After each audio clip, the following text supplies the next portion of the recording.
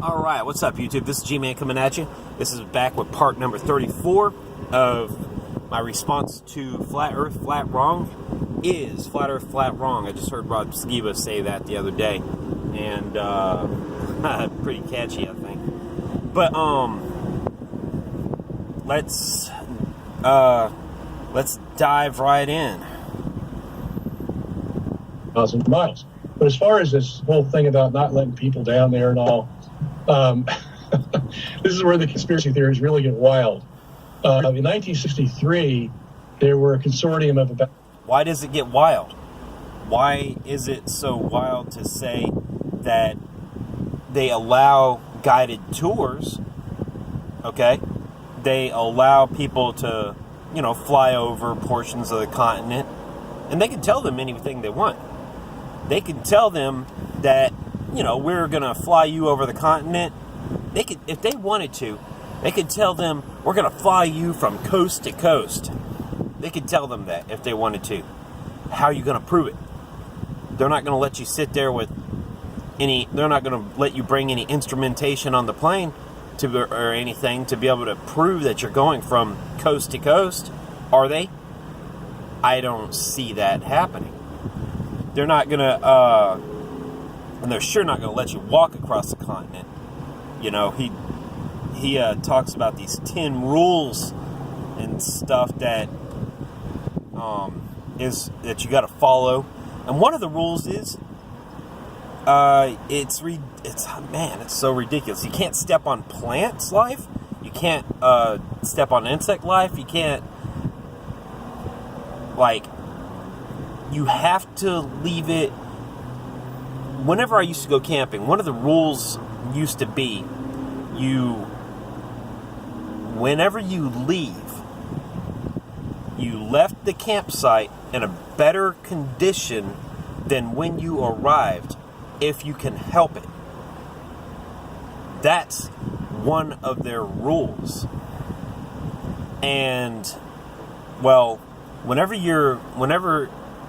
if you want to go and take a trek across the continent of Antarctica, if it is a continent, you have to abide by these particular rules, and they are really, really strict. There is a video that I have seen that details how strict it is to cross the continent of Antarctica, or to even go down there for any scientific reason. Let's see if I can find it real quick. Antarctica.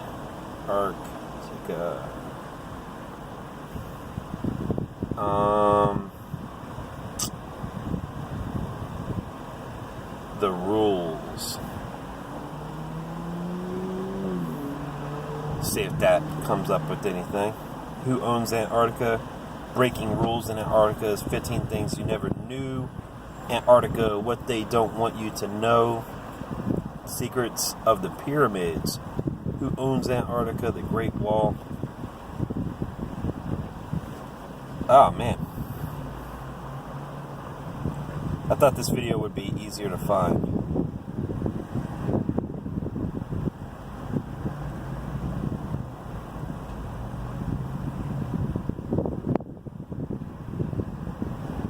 Antarctica. Sorry, we're closed. This is it. Yeah, so the video is called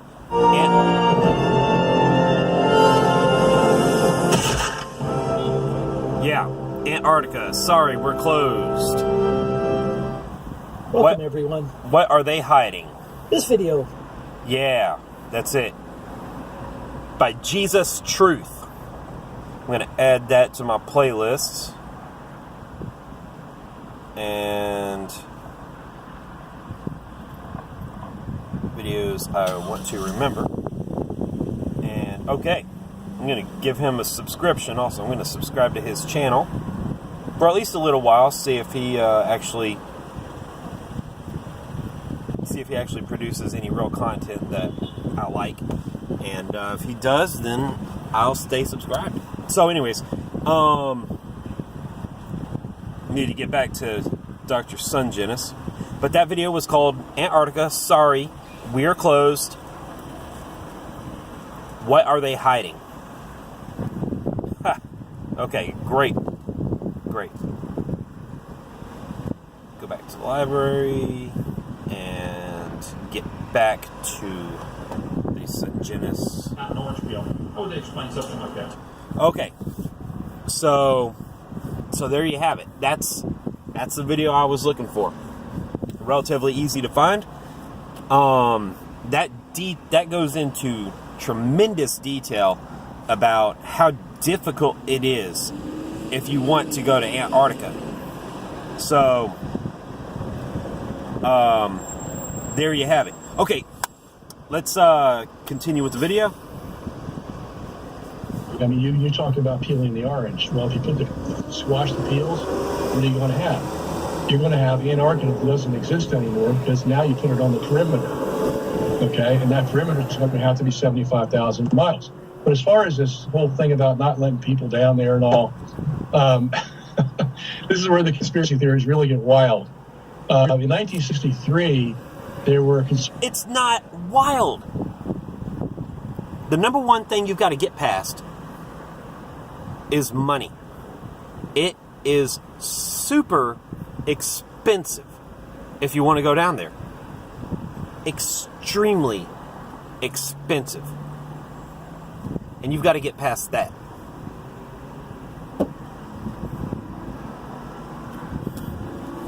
I mean, $15,000 just to go down there and be a tourist. Just to do anything touristy. That's a new word I just made up right now. Yeah, touristy. All right,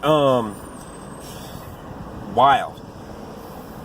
Came up about 12 nations that signed a treaty that they were going to limit the use of Antarctica. I think that's one thing that I think there's more nations than that now, but it was 12 nations originally, and you have to get permission to do anything, to go out there and be a scientist. You have to get permission from every single nation, and it costs money, a tremendous amount of money, to get permission from every single nation.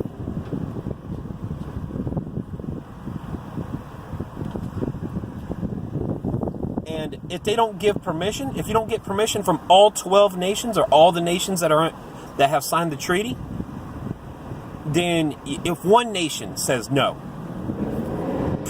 all the money you just spent asking them to go, done. You don't get that money back either. All right. Yeah. And there were strict rules that you had to follow if you wanted to go into Antarctica. It didn't mean you couldn't go. It just means that if you wanted... Derp. It doesn't mean you can't go. What? No average person has the money to pay to even request to go to Antarctica. It doesn't mean you can't go.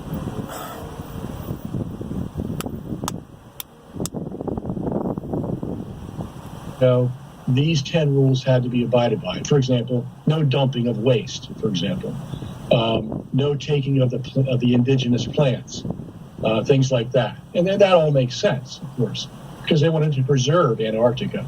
They didn't want anybody abusing it. Yeah. So, I've already seen the video, and it kind of details it. So, no dumping of waste. So, you cannot leave any waste behind. So, if you want to go trek across Antarctica, everything that you use, you can't just throw it away. You have to bring everything that you start out with, you have to get across to Antarctica. Or this includes it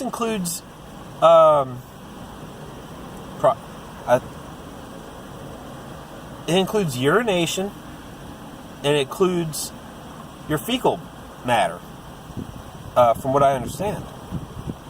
I mean, like, that's a bit extreme. Anyways, the flat earthers turn this into a devilish agreement among all these nations that nobody is allowed to Antarctica because they don't want to show us that the earth is flat, you see. So, well, that's right. They make it so difficult to go down there. Oh, it's not that you're not allowed to go, but they make it so difficult that it's not even worth trying. Mr. Sungenis, why don't you try to go down there? Try. All right, I'm going to keep this video going because I want to finish this up. We're really close. You know, I mean, I deal with that at length in my book, but this is one of the funnier parts of the book because you shake your head and you wonder, how could you possibly believe this? Even Ron Skiba, the famous flat earther, very scientific when it comes to lenses and everything. I mean, this guy, he gets very meticulous, but he says, you know what? I have a problem with Antarctica. And I guess you do, buddy. You only got two choices. It's either a 75,000-mile ring or it's a small continent at the bottom of the earth. There's nothing in between you can have. And so, if you take the wrong one, you're a fool, you see. If you take the wrong one, you're a fool. The Bible seems to indicate that the earth has bounds. The Bible seems to indicate that the earth has ends. It seems to indicate that we are enclosed by a firmament. Man teaches that we live on a rock that's flying through space, and we're stuck here on this rock. But if we have the right technology, we can fly out into space and start colonizing it. And go to that Earth is a planet, just like any other object that we see in the sky. That Earth is one of those. And in the end,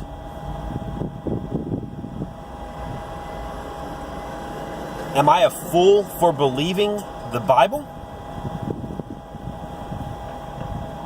I'll be a fool for believing the Bible. I'll be considered a fool in the eyes of man. I'm already a fool for believing that evolution is a lie. I believe that the earth is only approximately 6,000 years old. I believe in a literal Garden of Eden now I actually have a greater context of where the Garden of Eden could have been. The Garden of Eden was probably at the North Pole. There's a reference in Isaiah. Is it Isaiah? Anyways, where the king of Tyre is a prophet is speaking to the king of Tyre, and he straight up starts addressing Satan, who is controlling the king of Tyre. And he mentions the mountain of God and this incredible place that Satan was guarding, and Satan fell from it. So that place could actually that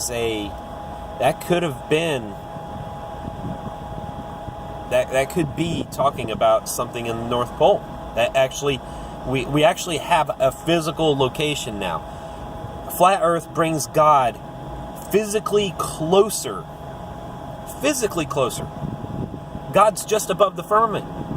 The floor of heaven is the firmament. So let's finish this up. So much for this interview. Now, how do people get a hold of you or get a hold of your book if they'd like to learn more about this? Please tell us and how they can contact you to get your book. That would be www.flatearthflatwrong.com. We have a PDF for sale. PDF for $10. Well, Dr. Sungenis, thank you so much for this interview. Come down to Dinosaur Adventureland. I'll give you a tour of the place. I'm an independent temperamental Baptist. I know you're a Catholic, so give me a chance to try to win you over to the Baptist way of thinking. I know a little different, quite a few differences there.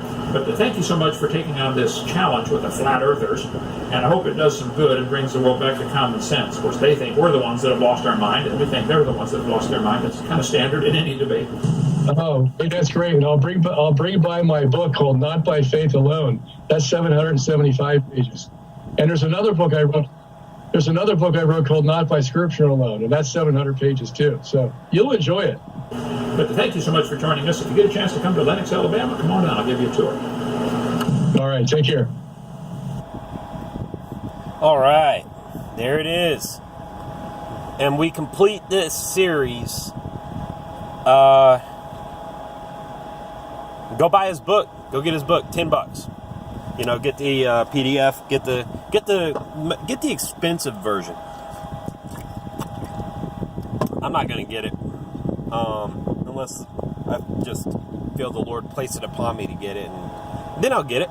But okay, so let's conclude this series with a prayer. Dear Father God, I thank you for helping me to complete this series, Lord.